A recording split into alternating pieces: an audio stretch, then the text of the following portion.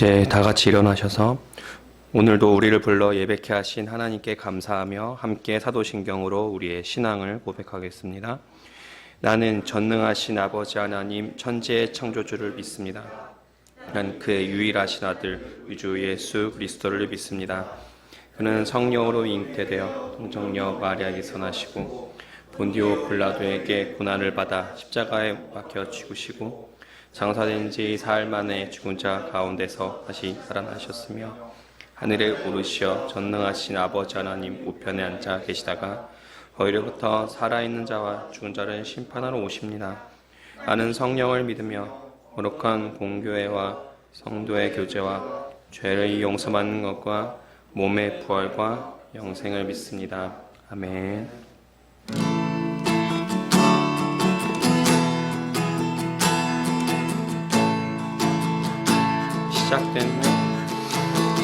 시작됐네 우리 주님의 능력이 나의 삶을 다스리고 새롭게 하네 자유하네 죄와 사망으로부터 나의 삶은 변하구나 충만하네 은혜로다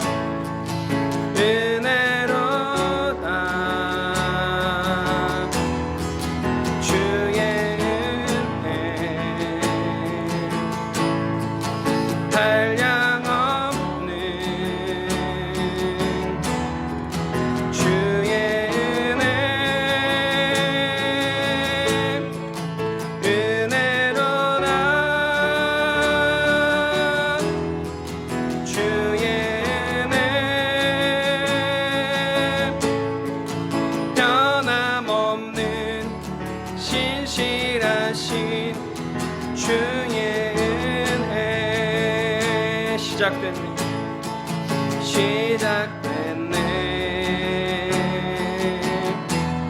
우리 주님의 능력이 나의 삶을 다스리고 새롭게 하네 자유하네 죄와 사망으로부터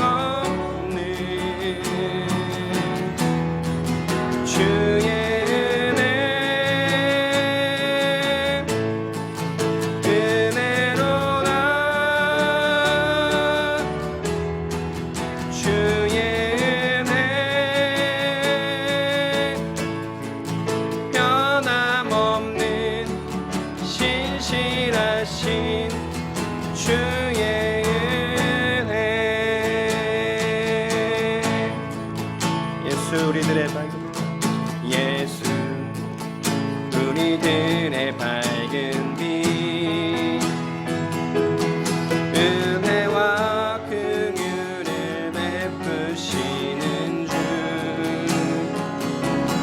그의 길을 알아가는 주의 자녀들의 항상 밝은 빛을 비추시네 그는 구원의 주 하나님 공의로 세상을 다스리시네 주를 경외하는 자들에게 부어주신 놀라운 주님의 영광 하늘에서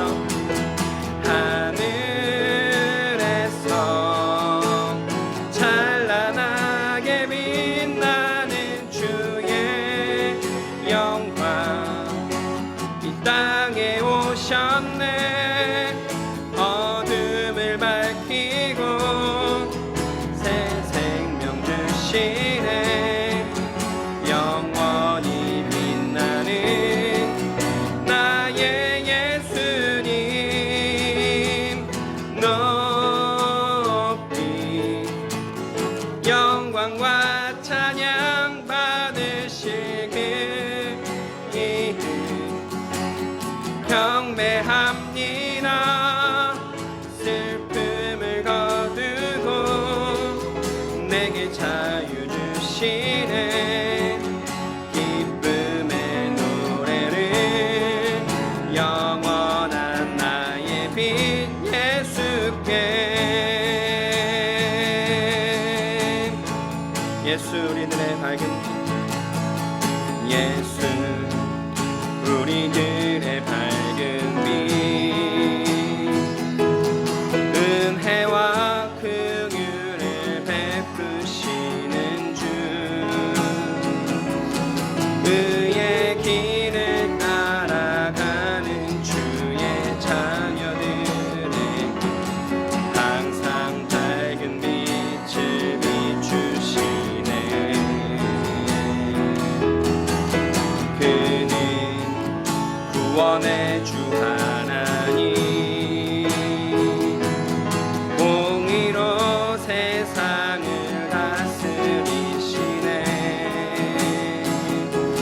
주를 경외하는 자들에게 부어주신 놀라운 주님의 영광 하늘에서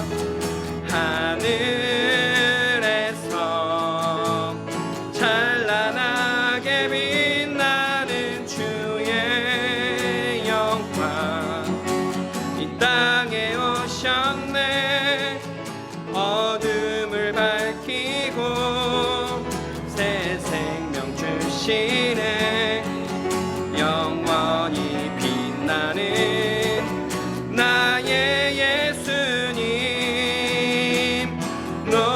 높이 영광과 찬양 받으실 그 이름 경배합니다 슬픔을 거두고 내게 자유 주시네 기쁨의 노래를 영원한 나의 빛 예수께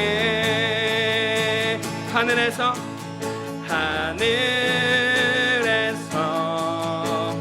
찬란하게 빛나는 주의 영광 이 땅에 오셨네 어둠을 밝히고 새 생명 주시네 영원히 빛나는 나의 예수님 높이 영광과 찬양 받으실 그 이름 경배합니다. 슬픔을 거두고 내게 자유 주시네. 기쁨의 노래를 영원한 나의 빈 예수께 하늘에서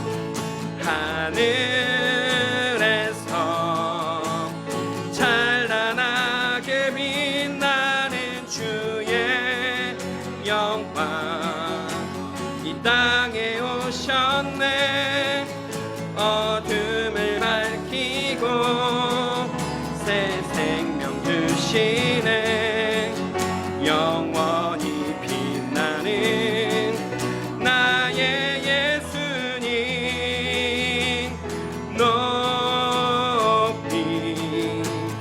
영광과 찬양 받으실 그 이름 경배합니다. 슬픔을 거두고 내게 자유 주시네. 기쁨의 노래를 영원한 나의 빈 예수께 나의 영혼이 잠잠 나의 영혼이 잠잠히 하나님만 바라며 나의 구원이 그에게서 나는구나.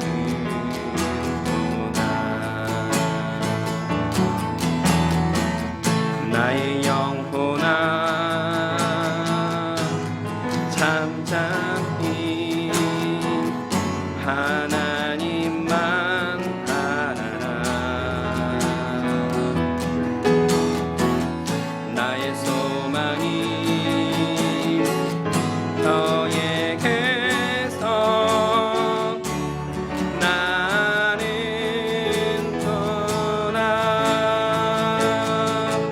오직 주만이 나의 반석 나의 구원이시니.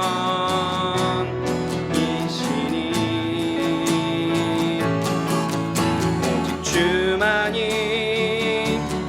나의 산성 내가 요동치 아니하리. 나의 영혼이 간절히 나의 영혼이 간절히 여호와를 갈망하며 나의 입술이 여호와를 찬양하리.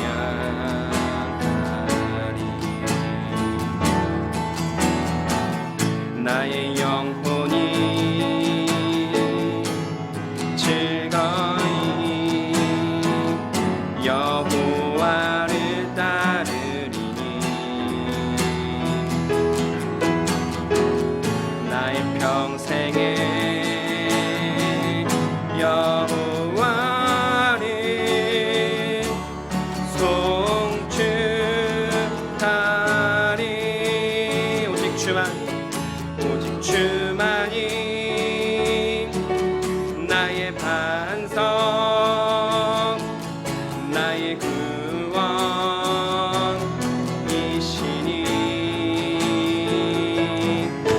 오직 주만이 나의 산성 내가 요동치 아니하리. 나의 구원 나의 구원 나의 영광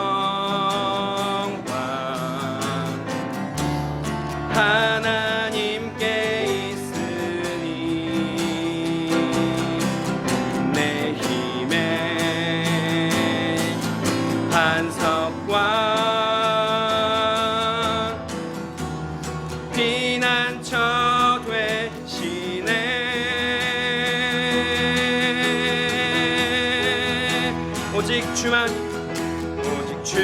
주만이 나의 반석,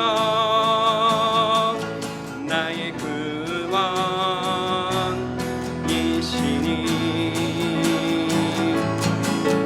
오직 주만이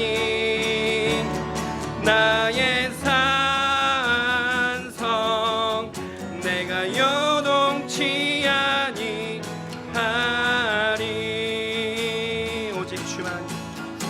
오직 주만이 나의 반석, 나의 구원이시니 오직 주만이 나의 산성, 내가 요동치 아니하리.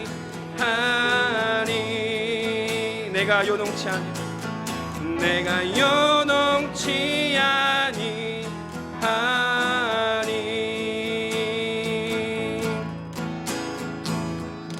아멘. 계속해서 침묵으로 기도하시겠습니다.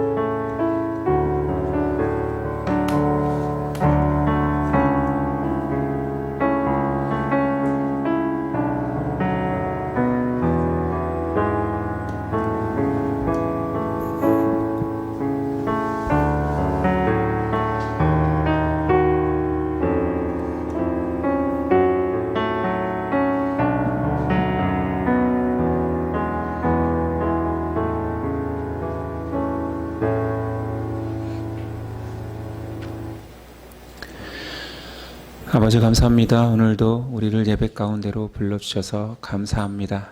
한 주간도 하나님께서 우리의 몸과 정서를 보호하셨기에 이 자리에 하나님을 예배하러 만나러 올 수 있었습니다. 감사합니다. 세상에서 땅을 딛고 살아가는 것이 온갖 위험과 아픔이 도사리고 있습니다. 우리 가족들과 이웃들이 아파할 수 있고 우리 자신이 또한 넘어질 수 있습니다. 그때마다 위로하시는 분, 고치시는 분, 우리를 만드신 분, 우리의 결과를 책임져 주시는 분이 계시기에 우리가 기꺼이 두려워하지 않고 달려갈 수 있습니다. 삶이 은혜임을, 호흡이 은혜임을 기억하며 살게 하옵소서. 그러나 여전히 우리는 은혜를 자주 잊고 욕심과 죄 가운데 넘어질 때가 있습니다. 하나님, 그러나 자녀된 신분으로 이 자리에 다시 나왔사오니 우리를 용서하여 주시고 하나님 닮은 마음으로 우리를 바꾸어 주시옵소서. 그렇게 날마다 우리를 보호하시고 인도하시고 은혜 주신 하나님께 감사하여서 예물 가지고 왔습니다. 작은 정성이지만 하나님 사역에 교회가 든든히 서가는데 사용될 수 있도록 도와주시고 또한 연약한 자들에게도 손 내밀 수 있는 은혜를 허락하옵소서. 오늘도 예배 가운데 하나님께서 말씀하실 것입니다. 우리는 마음껏 찬양할 것입니다. 우리의 고백과 하나님의 은혜의 말씀이 잘 조화되는 예배 되도록 성령님 역사하옵소서. 맡기오며 예수 그리스도 이름으로 기도드립니다. 아멘. 우리 일어나셔서 십계명 낭독이 있겠습니다. 하나님이 이 모든 말씀으로 말씀하여 이르시되 나는 너를 애굽 땅 종되었던 집에서 인도하여 낸 내 하나님 여호와니라. 제1은 너는 나 외에는 다른 신들을 내게 두지 말라. 제2는 너를 위하여 새긴 우상을 만들지 말고 또 위로 하늘에 있는 것이나 아래로 땅에 있는 것이나 땅 아래 물속에 있는 것에 어떤 형상도 만들지 말며 그것들에게 절하지 말며 그것들을 섬기지 말라. 제3은 너는 내 하나님 여호와의 이름을 망령되게 부르지 말라. 제4는 안식일을 기억하여 거룩하게 지키라. 제5는 내 부모를 공경하라. 제6은 살인하지 말라. 제7은 간음하지 말라. 제8은 도둑질하지 말라. 제9는 내 이웃에 대하여 거짓 증거하지 말라. 제10은 내 이웃의 집을 탐내지 말라.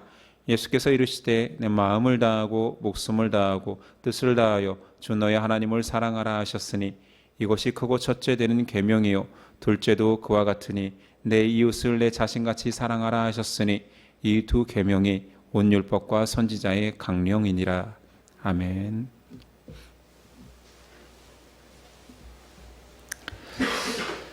오늘 우리에게 주시는 말씀은 누가복음 6장 39절로 49절까지입니다.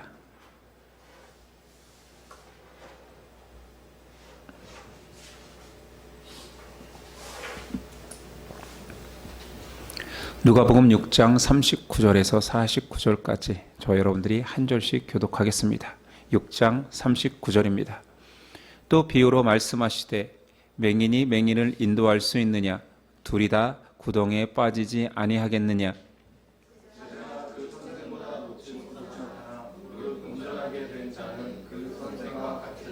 어찌하여 형제의 눈 속에 있는 티는 보고 내 눈 속에 있는 들보는 깨닫지 못하느냐?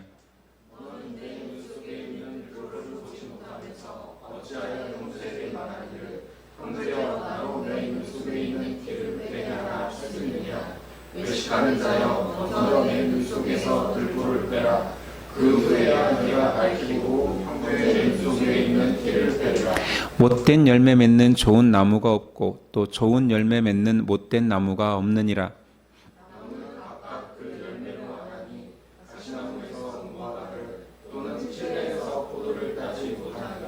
선한 사람은 마음에 쌓은 선에서 선을 내고 악한 자는 그 쌓은 악에서 악을 내나니 이는 마음에 가득한 것을 입으로 말함이니라.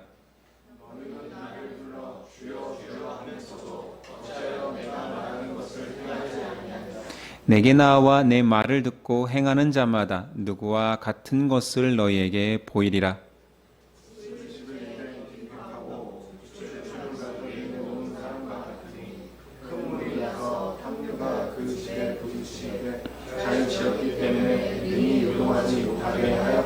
함께 읽습니다. 듣고 행하지 아니하는 자는 주추 없이 흙 위에 집을 지은 사람과 같으니 탕류가 부딪힘에 집이 곧 무너져 파괴됨이 심하니라 하시니라. 아멘. 오늘 말씀의 제목은 좋은 나무여 행하라. 좋은 나무여 행하라 라는 제목으로 나누겠습니다. 우린 지금 예수님이 제자들을 향하여서 가르치는 윤리를 배우고 있습니다. 불가능할 것 같았던 원수 사랑도 예수님께서 원수를 사랑하는 본을 보이셨으니 너희도 할 수 있다. 가능할 수 있는 모든 기능을 주셨다. 앞에서 말했습니다. 오늘 말씀은 예수님의 제자 윤리에서 행동 강령이라 할 수 있는 내용들이 나옵니다.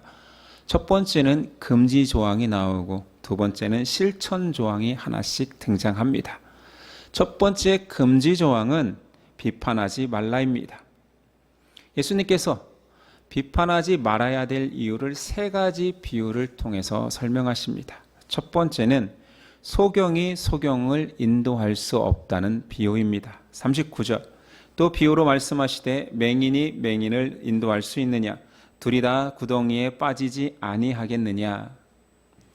사람이 높고 낮음을 우열을 가리고 싶어 하지만 절대적인 위치에서 누군가를 작은 자를 판단할 권한이 없습니다. 당시 바리새인은 종교 지도자로 높은 위치에 있었지요.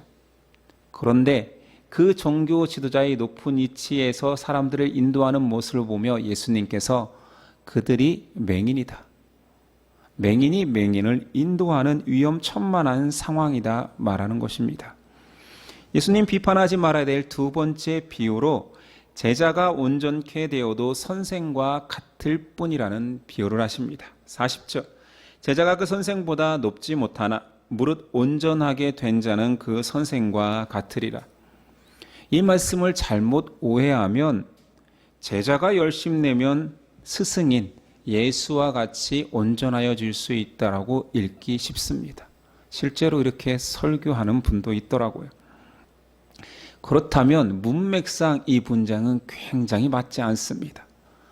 앞에서 계속 비판하지 말라라고 이야기하시면서 첫 번째 비유도 그 내용이고, 그리고 그 밑에 내용도 비판하지 말라는 맥락에서 하고 있는데, 갑자기 제자는 열심히 하면 스승을 따라잡을 수 있어 내용이 들어가서는 안 되겠죠.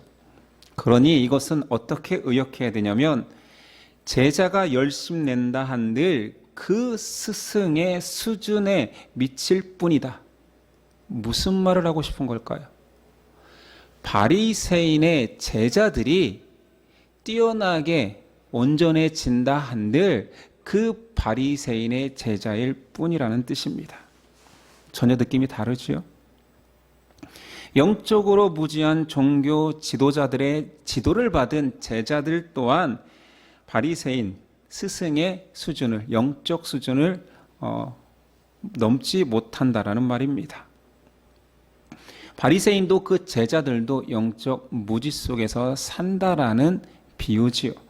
세 번째, 비판하지 말아야 될 비유를 드셨는데 들보와 티의 비유입니다. 41절, 어찌하여 형제의 눈 속에 있는 티는 보고 내 눈 속에 있는 들보는 깨닫지 못하느냐.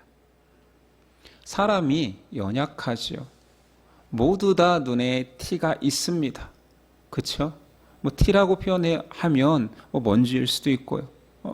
눈이 점막이 있는데 먼지가 닿지 않는 사람이 없듯이 모든 사람이 흠이 있는데, 어떤 이들은 자기의 흠과 연약함을 감추기 위해서 남을 헐뜯는다는 것입니다. 이 세 가지 비유 모두 다 예수님을 쫓아다니면서 비판하는 바리새인의 모습을 연상시킵니다. 자, 예수님이 비판하지 말라라는 말은 진짜로 아무 말도 하지 않고 그냥 옳고 그름도 따지지 않고 생각 없이 살라는 말입니까? 또는 예수님 비판하지 말라라고 했는데 정작 자신은 바리새인을 신랄하게 비판하고 있잖아요. 무슨 뜻입니까? 하라는 겁니까? 하지 말라는 겁니까? 우린 비판에 대해서, 이 비판이란 말 자체에 대해서 오해하는 거죠. 비판이라는 단어의 사전적 의미는 객관적 기준을 가지고 옳고 그름을 따지는 것입니다. 그런데 바리새인들이 하는 행태는 자기 기준을 가지고 자기 잣대를 들이대면서 사람들을 정죄하는 행위를 말하는 것이지요. 예수님은 진리의 전달자이십니다. 예수님이 지금 교훈하는 것이지 사람들을, 바리새인을 비판하는 것이 아닙니다. 물론 표현상 비판이라는 표현을 쓸 수 있겠지만 잘못된 길로 행하는 바리새인을 교정하고 교훈하고 있는 것이지요. 그런 바리새인들이 자신들이 교정받는 줄 모르고 자신의 뜻에 반하는 예수님의 모든 말씀에 대해서, 또는 그들의 지위가 위협받기 시작하자 자신들이 유리한 쪽으로 모든 것들을 비판하기 시작하고 있지요. 이것을 금지하는 것입니다. 예수님께서 금지하신 이 내용을 상세히 좀 살펴본다면 비판이라는 것을 언제 사용합니까? 사람들은 나를 높이기 위해서 다른 사람들을 낮출 때 비판을 사용합니다. 이것은 악하다기보다는 지금 이 땅의 사고방식입니다. 세상의 통치방식이지요. 누군가 통치자의 자리에 오르기 위해서는 끊임없이 자신이 최고라는 것을 강조해야 됩니다. 증명해내야 됩니다. 두 사람도 필요하지 않습니다. 그 통치자의 자리에 오르기 위해서 오직 한 사람만 오르는 그 자리에 오르기 위해서라면 비겁한 행위인 흑색 선전도 괜찮습니다. 실예로 위정자의 대명사가 국회의원이잖아요. 한 사람만 그 의장 자리에 앉을 수 있으니 상대방을 깔아 뭉개서라도 내가 올라가야 힘을 얻습니다. 자신의 높음을 증명함에 있어서 나만을 이야기하지 않고 상대적으로 그를 비난해야지 올라가고 그리고 선출되면 그들이 통치자의 자리에 앉는 것이기에 세상의 통치 방식은 낮은 자를 뭉개서라도 오르면 답입니다. 틀린 건 다 알지만 사회가 그렇게 통용되고 돌아가고 있지요. 자, 우리가 그런 비판을 하는 자리가 아니라면 우리는 어떤 비판을 하고 삽니까? 꼭 내가 통치자, 가장 높은 자리에 올라가기 위해서 막 깔아뭉개고 나 자신을 높입니까? 우린 그렇게까지 하는 사람은 별로 없겠죠. 그러나 모든 사람들이 비판을 하는데 이 죄성이 가득한 우리는 비판 자체가 재밌고 즐겁습니다. 비판하는 순간 나는 그들과 다르다라고 느끼며 상대적 비교 우위를 점합니다. 이런 우리의 죄성 때문에 예수님이 말씀하시는 거지요. 예수님, 어찌하여 형제의 눈 속에 있는 티는 보고 내 눈 속에 있는 들보는 깨닫지 못하느냐 말씀합니다. 자, 한 개를 도둑질한 사람도 도둑놈이잖아요. 그런데 그 도둑놈이 10개를 도둑질하는 사람을 보면 뭐라고 할까요? 저 도둑놈. 지도 도둑놈인데 자기보다 더 많이 도둑질하는 사람을 손가락질하면서 분노합니다. 저 이 극악무도한 도둑놈. 나는 하나밖에 안 먹었는데. 사람들은 자신이 누군가를 비난할 때 만족감이 있습니다. 내가 비난할 수 있으니 저 사람보다 내가 우위에 있다라고 기뻐하지요. 그런데 예수님은 제자 윤리에서 세상의 모든 상식을 뒤집어 엎은 것입니다. 죄인들 중에 더 악질이 있을 수 있다. 그런데 그 악질은 남의 허물을 들추는 자다. 자, 어쩌면 이 티끌 비유는 모두 다 자, A라는 사람과 B라는 사람이 둘 다 눈에 티끌만 있는 사람일 수 있어요. 그런데 내 눈에 티끌을 감추기 위해서 형제 눈에 티끌을 지적하는 순간 지적한 사람의 눈에 있는 티끌은 들보가 됩니다. 이것을 말씀하시는 거지요. 그런 비난이나 비판이 정말 그렇게 큰 죄입니까? 세상으로는 그렇게 큰 죄가 아닙니다. 누구라도 비난할 수 있고 누구라도 비판할 수 있습니다. 심지어 요즘은 유튜브라는 콘텐츠를 통해서 너무 여과 없이 비판해서 오히려 문제지요. 세상은 그것을 범법 행위라 말하지 않습니다. 그런데 지금 우리는 세상 윤리가 아니라 제자 윤리를 말하고 있습니다. 제자란 예수님을 주라 고백하고 따르는 자들입니다. 그런 제자들이 바리새인처럼 행동하는 것, 자기 뜻에 맞지 않다라고 예수님을 모함하는 것, 비판하는 것, 이것은 단순히 나쁨의 행위가 아니라 비복음입니다. 제자가 그렇게 하는 것은 완전히 본질에서 벗어난 거예요. 조금 나쁜 차원이 아닙니다. 한번 생각해 보십시오. 제자라면서요. 하나님의 은혜로 죄사함을 받아 속량을 입은 자가 형제를 비난한다. 자신이 지금 속량을 받았는데 죄사함을 받았는데 누군가를 향하여 손가락질하면서 저자는 죄인이라고 말하는 것은 지금 스스로 자기 스스로 나는 아직 복음으로 씻긴 자가 아니고 나도 죄인이라는 것을 드러내는 것입니다.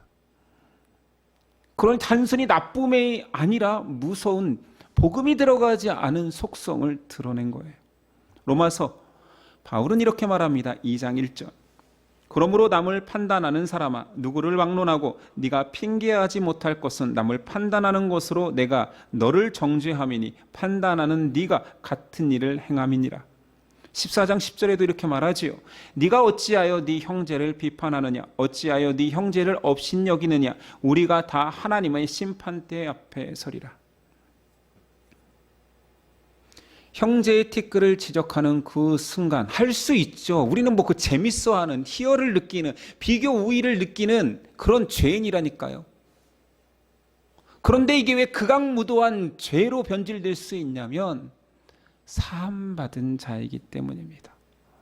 하나님의 은혜를 아는 자라면 감사하고 회개해야 되는데 지금 일어나 어떤 형제를 비난한다라면 얼마나 우습습니까? 말이 됩니까? 사함받은 죄인이, 그것도 공로 없이 은혜로만 사함받은 죄인이 저 사람의 티끌을 지적한다라는 것은 이 은혜를 완전히 망각한 상태인 거지. 죽을 수밖에 없는 죄인이 작은 죄인을 향하여서 죽일 놈이라고 하는 황당한 상황이 되는 것입니다. 그래서 위험하지요. 비판하지 말라 하십니다. 자, 두 번째 실천 조항은 뭐냐? 좋은 나무가 되라 말씀하십니다. 43절 이하입니다. 못된 열매 맺는 좋은 나무가 없고 또 좋은 열매 맺는 못된 나무가 없느니라. 나무는 각각 그 열매로 아나니 가시나무에서 무화과를 또는 찔레에서 포도를 따지 못하느니라. 선한 사람은 마음에 쌓은 선에서 선을 내고 악한 자는 그 쌓은 악에서 악을 내나니 이는 마음에 가득한 것을 입으로 말함이니라. 자, 이 예수님의 말씀은 선문답이 아닙니다. 어렵지도 않습니다. 그냥 당연한 것입니다. 좋은 나무가 좋은 열매 내고 선한 마음 있는 자가 입으로 나온 것이 선하고 못된 나무는 악한 열매가 맺어진다. 누구나 할 수 있는 이야기 아닙니까? 우린 이것을 상식이라고 합니다. 예수님 지금 상식을 가르치고 있나요? 너무나 당연한 이 상식의 끝에 예수님이 본질을 말씀하십니다. 47절. 내게 나와 내 말을 듣고 행하는 자마다 누구와 같은 것을 너희에게 보이리라. 좋은 나무와 나쁜 나무를 가르는 기준은 예수님의 말씀을 받아들이느냐 아니냐의 차이입니다. 나무의 차이는 주께 나와 그분의 말씀을 듣는 나무인가 아닌가로 갈립니다. 세상은 이걸 모르기 때문에 모든 종교가 다 똑같다고 말합니다. 종교는 좋은 건지는 알겠어. 그러나 다르다라고 말하는 것은 좀 어폐가 있는데라고 말하지요. 모든 종교에 박애가 있고 봉사가 있고 선함이 있다 말합니다. 그런데 유별나게 기독교는 이기적이야. 기독교는 꼭 자신의 신에게만 나와야지 구원을 얻는다 말하니 저렇게 이기적인 종교는 나빠라고 말하지. 근데 이것이 기독교의 차이입니다. 선한 나무, 악한 나무, 그 시작이 예수께 나와 주의 말씀을 듣고 말씀을 행하고자 하는 나무가 선한 나무라 말합니다.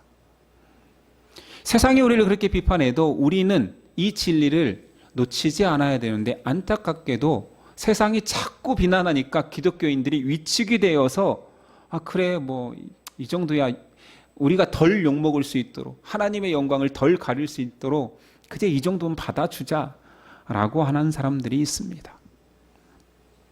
그래서 기독교 신앙인들조차 예수 그리스도로 사람이 좋고 나쁨이 갈린다라는 사실을 잘 인정하지 않기도 하지만 세상에 나가서 고백하기를 주저합니다. 좋은 나무는 수양하고 봉사하고 헌신해서 나온다고 기독교인들조차 믿으려고 합니다. 좋은 나무에 대한 적확한 표현이 성경 다른 곳에 있으니 이 비유입니다. 접붙임의 비유죠. 돌 감람나무가 참 감람나무가 되려면 참 감람나무에 젖붙이는 순간 참 감람나무가 됩니다. 돌 감람나무를 아무리 개량하고 영양을 많이 주고 해서 참 감람나무로 결코 절대로 바꿀 수 없다 말합니다. 그냥 뚝 잘라서 참 감람나무에 젖붙이는 순간 그가 노력하지 않아도 돌 감람나무는 그 순간부터 참 감람나무입니다. 우리는 이것을 믿는 거지요. 예수님 말씀하십니다. 못된 열매 맺는 좋은 나무는 없다. 결론적으로 상식이잖아요. 상식으로 시작했는데 사람들의 생각을 뒤엎고 다시 상식을 이야기합니다. 결국 그리스도에게 젖붙인 나무는 전부 다 좋은 나무다. 악한 나무일 수가 없다. 나쁜 열매가 맺어질 수가 없다. 그리스도께 젖붙이지 않은 나무가 아닌 이상. 이것이 상식이라는 것입니다. 우리는 이것을 믿어야 돼요.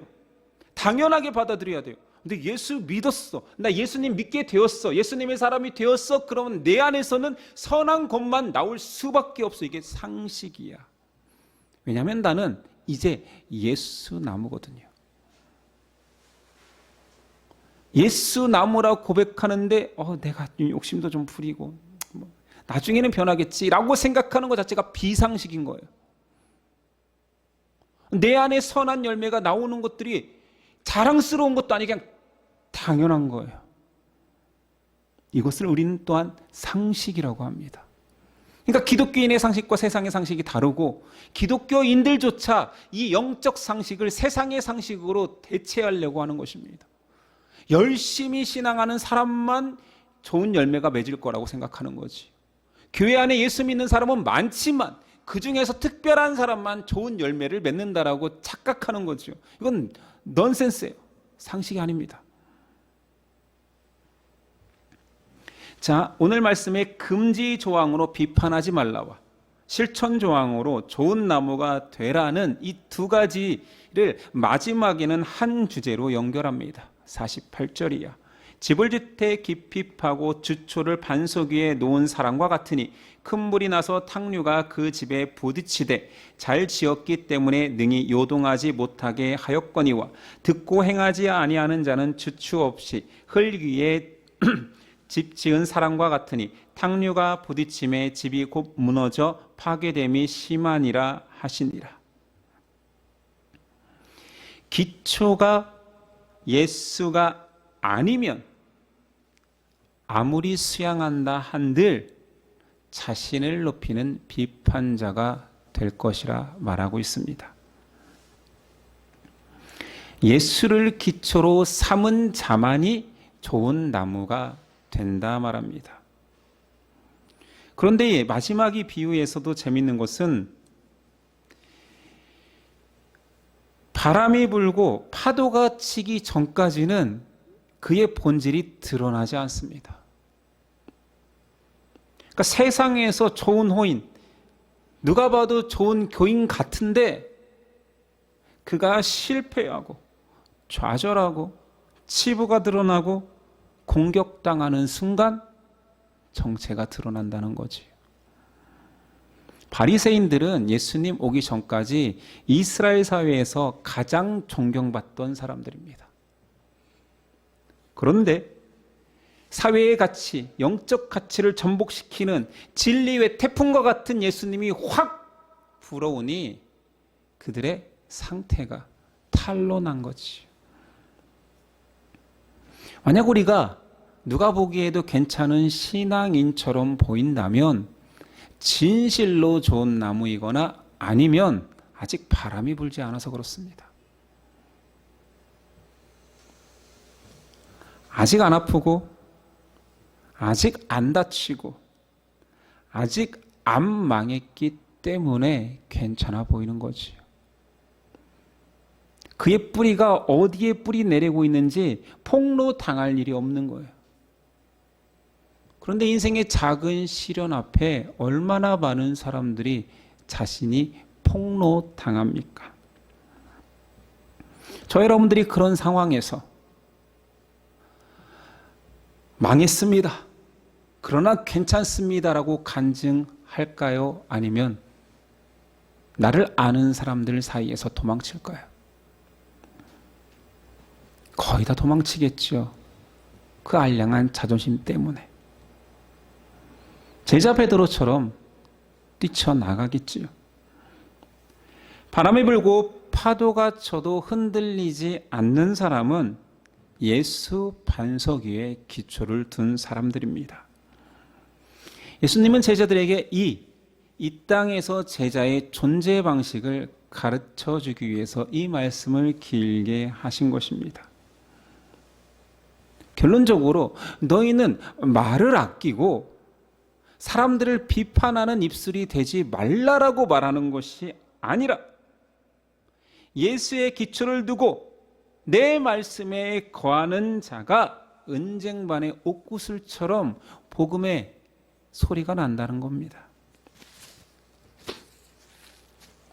오늘 말씀은 착한 일을 많이 하는 좋은 신앙인이 좋은 나무라고 말하는 것이 아니라 예수 안에서 살고 죽고 놀고 먹고 하는 자는 좋은 나무이니 때가 되면 그를 통하여서 예수 향기가 날 수밖에 없다라고 말합니다. 우리가 사는 삶은 어떻습니까? 현실이라는 땅에 발을 디디고 살 때에 세상 나라와 하나님 나라를 겸하여 삽니다. 예수님도 아세요. 예수님 자기 제자들과 자기를 따르는 사람들이 사는 삶이 세상인지 압니다. 그러니까 예수님은 세상에서 살 때 넘어져도 된다, 상처받아라, 가난해져라, 핍박받으라 말합니다. 예수님이 이런 말을 할 때에는 지금 네가 사는 삶이 천국이 아니야라고 말씀 인정하시는 거잖아요. 안다는 거예요. 그러나 두 나라를 겸하여 사는 성도들은 그렇게 세상에서 넘어지고 좌절하고 핍박받지만 내 품으로 돌아와 하나님 나라를 살 때에는 기뻐하고 찬양하며 뛰놀라 말합니다. 그러니까 우리는 두 나라의 백성인 거지요. 마지막 날 전까지는. 성도는 세상을 딛고 살지만 그 뿌리는 그리스도께 다 있습니다. 다 있습니다. 접붙임 받았습니다. 그러니 선한 열매는 당연한 결과입니다. 모든 것들이 가능한 이유, 확신을 대라면 예수님이 선한 열매는, 선한 나무는 선한 열매를 내는데 너희가 나에게 오면 선한 나무니 선한 열매가 난다라고 말씀해 주십니다. 살면서 내가 과연 선해질 수 있을까? 내가 칭찬받는 신앙인이 될 수 있을까? 나는 불가능할 것 같은데 라고 여겨진다면 누구의 응원을 받아야, 누구의 선언을 들어야 너 정말 착해, 너 정말 착한 게 너무 당연해, 너 정말 선해, 너 정말 예수 그리스도의 향기가 가득해, 그럴 수밖에 없어라고 누가 얘기해줘야 믿을까요? 목사가 얘기해도 안 믿는다며. 오늘 말씀 예수님이 말씀하십니다. 너는 가능하다. 내 아내와 내 말씀을 듣고 행하는 자는 가능하다. 너 선한 나무야. 선한 열매는 네 것이야 라고 예수님이 말씀해 주시는데 확신이 없다고요.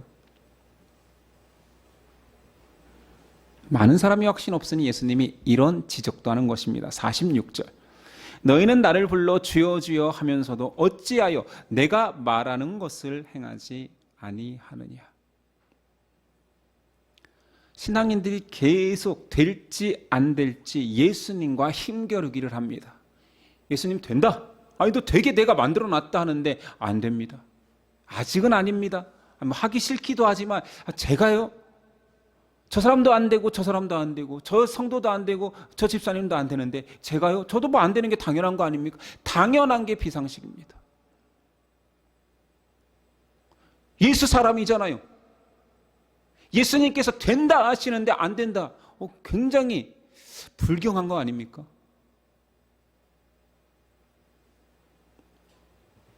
우리는 예수님과 힘들기를 멈춰야 됩니다. 된다.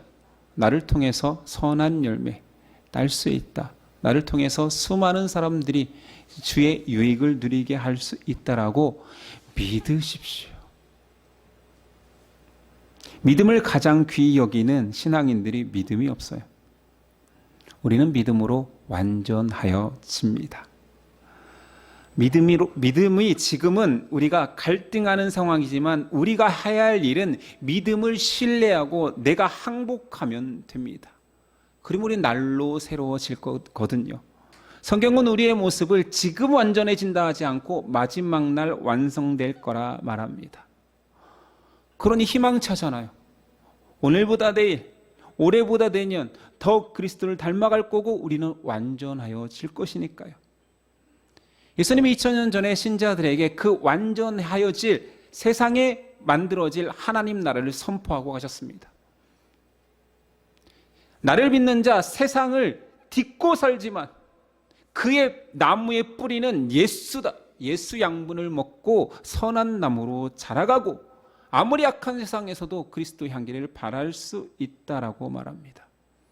그리고 마지막 날 그 나무들을 칭찬하고 상 주고 나와 함께 영원한 하나님 나라로 들어갈 거라고 말씀하시지요. 우린 변화될 것입니다. 우린 천국 시민이 될 것이며 전혀 우리가 상상하지 못할 새로운 존재가 될 것입니다.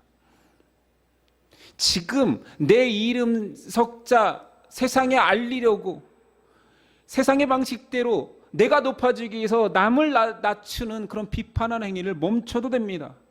왜냐하면 여기서 사라질, 떠나보낼 이 땅에 하늘과 땅이 모두 사라질 이 땅에서 이름 석자 높여서 무엇 하겠다란 말입니까?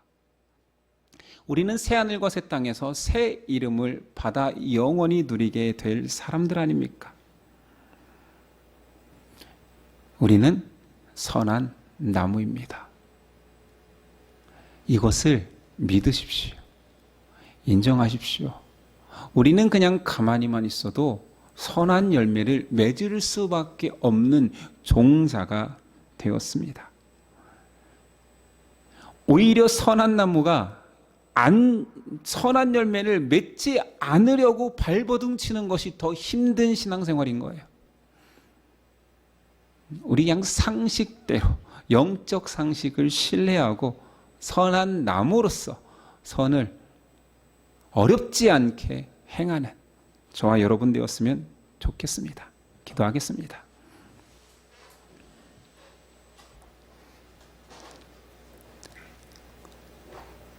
돌감람나무 같은 우리를, 여전히 죄에 빠져 죽을 수밖에 없는 우리를 자신의 피를 흘려 접붙여 주셨습니다. 우리는 우리가 부인한다 할지라도 참 감람나무 예수 제자가 되어버렸습니다.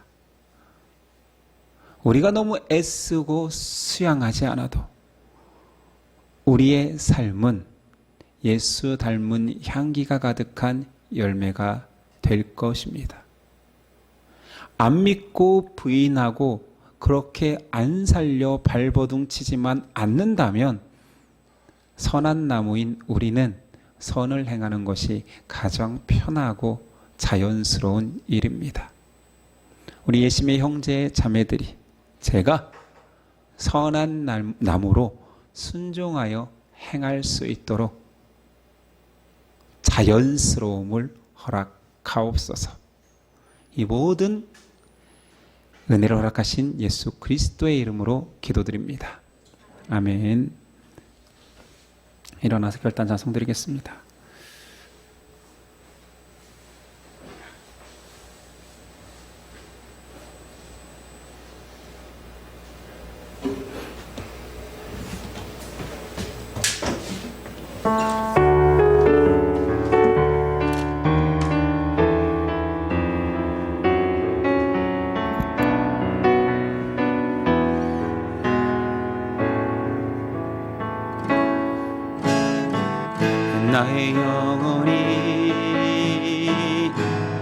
잠잠히 하나님만 바라며 나의 구원이 그에게서 나린도다. 나의 영혼아 잠잠히 나의 영혼아 잠잠히 하나님만 바라라. 나의 소망이 저에게서 나린도다. 오직 주만이 나의 반석 나의 구원이시니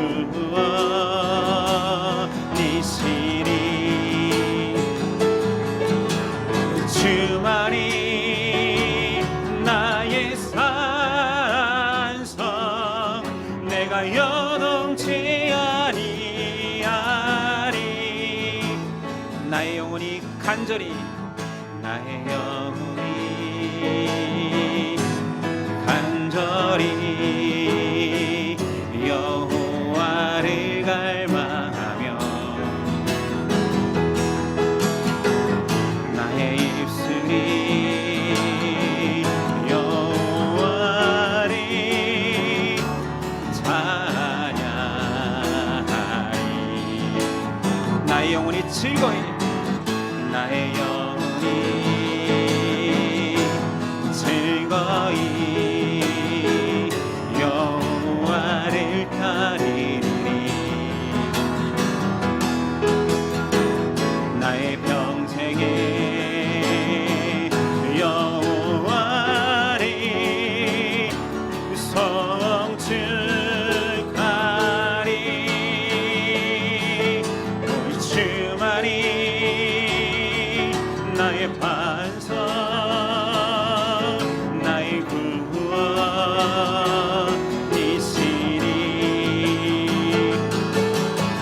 주만이 나의 산성 내가 여동치 아니하리. 오직 주만이 나의 반석 나의 구원이시니 주만이 나의 산성 내가 여동치 아니하리. 나의 구원 나의 구원 나의 영광 하나님께 있으리. 내 힘의 반석과 피난처 되시네. 오직 주님만이 주만이 나의 반석 나의 구원이시니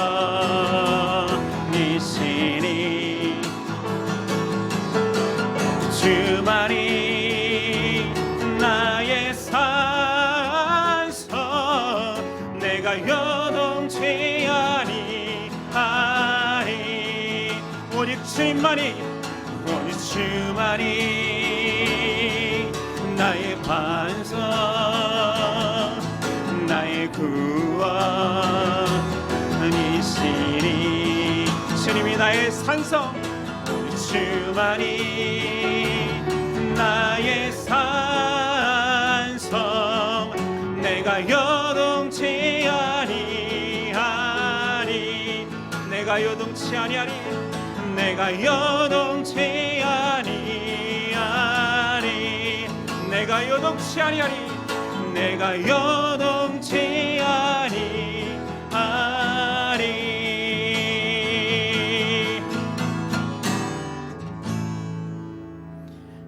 기도하겠습니다. 이제는 우리 주 예수 그리스도의 은혜와 아버지 하나님의 사랑과 성령의 교통하심이 지금부터 영원까지 함께 하시기를 축원하옵나이다. 아멘.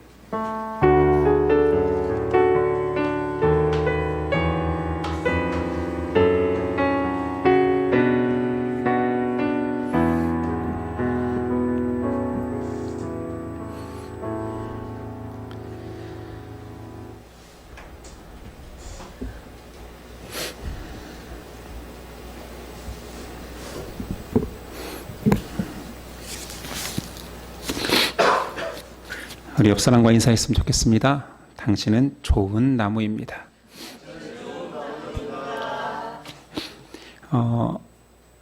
요즘 굉장히 많이들 아프시는 것 같아요. 오랫동안 질환으로 고생하는 가족분도 있고요. 그다음에 부모님들이 특히 많이들, 모든 부모님들이 이제 다 아프신 거 아닌가. 우리 세대가 겪어야 될 과정이지만 그 아픔 속에서도 하나님이 잘 드러나지고 하나님의 은혜를 경험하는 손길이 있도록 계속 기도 부탁드립니다. 오늘 오후는 소그룹입니다. 좋은 나눔의 시간 되시길 바라고요. 한 주간 승리하십시오.